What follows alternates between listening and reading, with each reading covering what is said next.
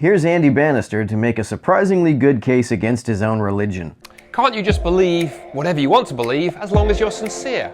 This is a confusing question because how does one insincerely believe something? You can say you believe something without sincerely believing it, but in that case you're just saying you believe something. You're not really believing it. The only way to believe something is to believe it sincerely. Also, I think Andy means, won't God allow me to believe whatever I want to believe? Because the question, can't I believe whatever I want to believe, seems to be asking about doxastic voluntarism. I don't think a person is able to simply conjure a belief merely because they want to believe it. I can't just cause myself to believe in leprechauns at will. Desire to believe something can perhaps make a person more prone to confirmation bias, but we can't just turn our beliefs on and off whenever we like. I think maybe Andy has encountered folks who quite reasonably infer that a loving God wouldn't send someone to hell for simply having mistaken beliefs. You know, I hear versions of that question all the time. And I think built into it is the idea that, we live in this very diverse world with people with all kinds of different political beliefs and religious beliefs and all kinds of beliefs floating around. And wouldn't it just be much more harmonious if, rather than tell other people they're wrong and try and convert them to our belief system, if we just said, hey,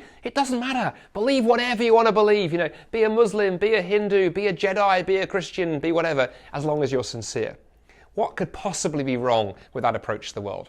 Since I don't think people have much control over what they believe, I don't entirely blame people for believing the things they do. What I do think people have control over is how thoroughly they scrutinize their beliefs. If you have a silly belief that you don't act on, especially if you don't act on it in a way that puts anyone else at risk, then I don't really care. However, if you have a belief that you intend to act on, I think it is irresponsible not to scrutinize that belief closely and skeptically. I'm sure Andy would say that he's looked into Christianity very closely, but has he really examined it skeptically before he started proselytizing for it? Somehow I doubt this is the case.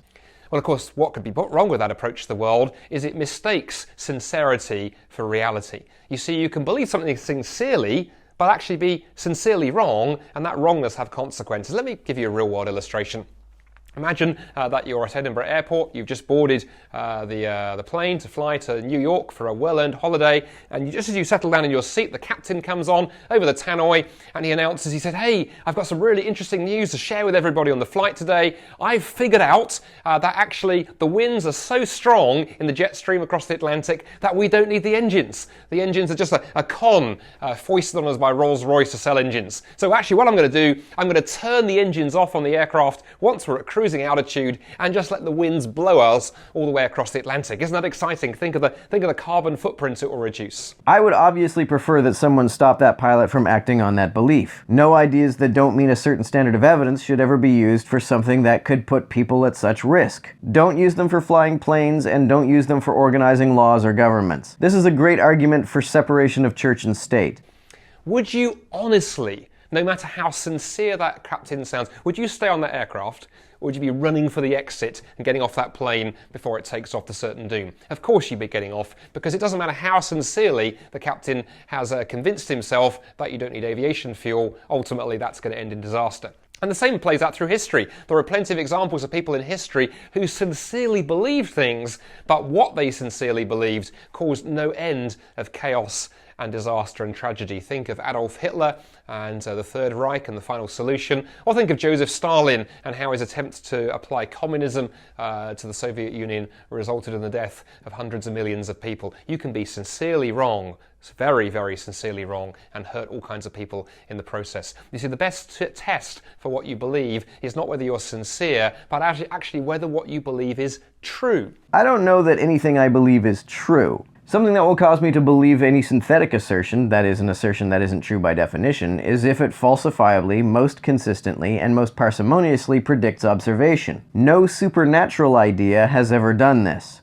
And when it comes to religious claims, this especially matters. At the heart, when it comes down to it, the reason I'm a Christian, the reason I've been a follower of Jesus for 25 years is not because I believe it sincerely, although I do, but because I put it to the test. And I've looked very long and hard at the life and the teaching and the claims of Jesus of Nazareth and come to the conclusion that he is true and that it's trustworthy.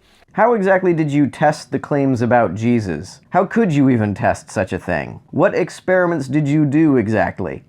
But I guess the ultimate problem with making it all about the sincerity of a person's belief, no matter what they believe in, is of course it makes it all about me. It becomes all about how sincere I am, how intense my faith is, how passionately I believe something. And again, it just makes it very, very me centered. Which I actually think is fine if you keep those beliefs to yourself and only act on them at your own risk. If you're going to proselytize, however, I'd prefer you be a bit more skeptical about what you intend to promote. You see, at the heart of the Christian faith stands the incredible news that it's not about how strong your faith is. Jesus said you can have faith as small as a mustard seed, one of the smallest seeds in the world. Jesus actually said the mustard seed is the smallest seed in the world, which, by the way, isn't true. If your faith is in the right thing. You see, it's not the sincerity or the depth of your faith that matters, it's the object of your faith. Maybe you should have used the word depth all along if that's what you really meant, because it sounds like you're saying that insincere belief in Jesus, which would really just be saying that you believe rather than actually believing, is good enough to get you into heaven.